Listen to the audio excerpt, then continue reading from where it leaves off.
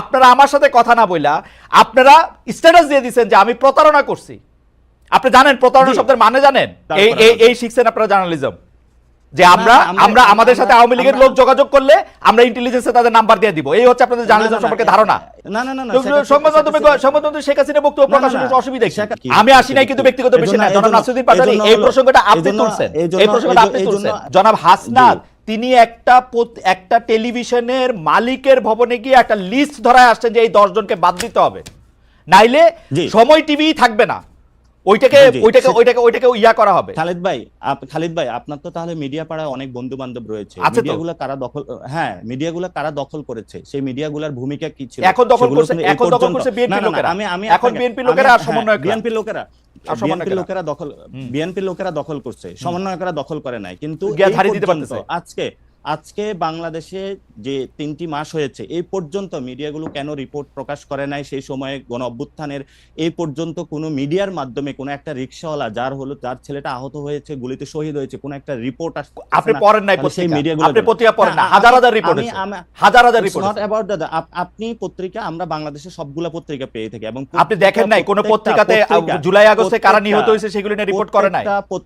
প্রত্যেকটা পত্রিকা আমরা টু দা পয়েন্টে পড়ে থাকি। এবং জুলাই আগস্টে হত্যাকাণ্ড নিয়ে রিপোর্ট করে নাই পত্রিকা? খালিদ ভাই, আপনি বাংলাদেশের মিডিয়া পাড়ায় এখন যা চলছে আপনি এখনো দেখবেন, বাংলাদেশের মিডিয়া পাড়ায় এখনো এই গণ অভ্যুত্থানের পরেও কিন্তু আওয়ামী লীগের সংবাদ প্রচার হয়েছিল, এখনো কিন্তু বিভিন্ন জায়গায় আওয়ামী লীগের হলো গোপন বার্তা প্রচারিত হচ্ছে।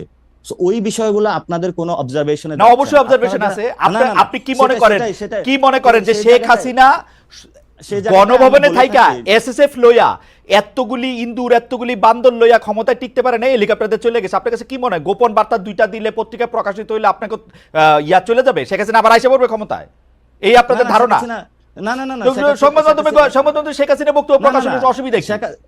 শেখ হাসিনা আসার বিষয় না, আসার বিষয়টা যখন আপনি নিষিদ্ধ একটি সংগঠনকে, যার খুনের রক্তের দাগ এখন আছে, আপনি তো তাকেও নিয়ে আসতে চেয়েছিলেন। হ্যাঁ, চাইছিলাম তো। জনগণ যখন কথা বলেছে আপনি কিন্তু সেখান থেকে পিছপা হয়েছে না? পিছপা হয়েছে আপনারা মামলা করার হুমকি দিয়েছেন। আমি অ্যাটর্নি জেনারেলের সাথে কথা কইছি, তারা কইছে যে হ্যাঁ এটা মামলা করা যাইতে পারে। হ্যাঁ দিছেন তো। আমি একজনের সাথে কথা কইতেছি, জনাব নাসিরউদ্দিন পাটোয়ারী, আমি একজনের সাথে কথা কইতে চাইছি। আপনারা আমার সাথে কথা না বইলা আপনারা স্ট্যাটাস দিয়ে দিচ্ছেন যে আমি প্রতারণা করছি। আপনি জানেন প্রতারণা শব্দের মানে জানেন? জি, এটা আমি কিন্তু এটার স্ট্যাটাসের দায়ভার নিচ্ছি না, কারণ যে স্ট্যাটাস দিয়েছে সেটাতে সে জায়গাতে বলুক। কিন্তু আমরা স্পষ্টত যেটা দেখি, ক্যাম্পাসে আমরা যাদের হাতে মাইর খেয়েছি, যারা আমাদের প্রতিনিয়ত পিঠাইছে, যারা প্রতিনিয়ত যাদের হাতে হলো খুনের, আমি ওরে নিয়ে আইসা কোলে বসে আদর করতাম, এরকম আপনার ধারণা? না, আপনি কোলে নিয়ে আইসা আদর করেন, অথবা ও আইসা কথা বললে সব লোক আপনাদের বিরুদ্ধে চলে যেত। তাহলে আপনার সাথে তো তাদের সাথে যোগাযোগ আছে। আমার সাথে যোগাযোগ নাই, যোগাযোগ থাকতে হয় না। 50টা জায়গায় আপনাদের সাথে যোগাযোগ আছে, এবং সেই জায়গাতে বাংলাদেশের ইন্টেলিজেন্সকে একটু হেল্প করবেন, কিভাবে তাদেরকে ফিরিয়ে এনে এই শিখছেন, দাবিতে হলো বিচারের জার্নালিস্টিক, এই শিখছেন আপনারা জার্নালিজম, যে আমরা আমাদের সাথে আওয়ামী লীগের লোক যোগাযোগ করলে আমরা ইন্টেলিজেন্সে তাদের নাম্বার দিয়ে দিব। এই হচ্ছে আপনাদের জার্নালিজম সম্পর্কে ধারণা। এটা হলো আমাদের জার্নালিজম ধারণা না, এটা হলো যে জায়গা থেকে খুনের বার্তা গেলে তারা আসুক বিভিন্ন জায়গায়, তারা মাঠে দাঁড়াক। শোনেন, এই যে সাদ্দাম, আমি আজকে টেলিভিশনে বলি, এই সাদ্দাম দিয়া আমি হচ্ছে ওয়ার্স্ট সাফারার। ওকে আমি একটা প্রশ্ন করার পরে ও হচ্ছে 60,000 ফেসবুক ভুয়া পেজ খুলে আমার বিরুদ্ধে লিখছে। আমি মনে করছি ও আসবে না, ওইটা তার জন্য পিকনিক হইতো না। এটা আপনিও তার ভিকটিম ছিলেন। হ্যাঁ, তাহলে সেজন্যই তো আমি তার প্রশ্ন করতে চাই। আপনারা কি দেখেছেন যে এই টিমের একটি স্ট্যাটাসে এবং তাদের একটা লাইভ টক শোতে সবাইকে হত্যার হুমকি দিয়েছে? এটা কি আপনি দেখেছিলেন?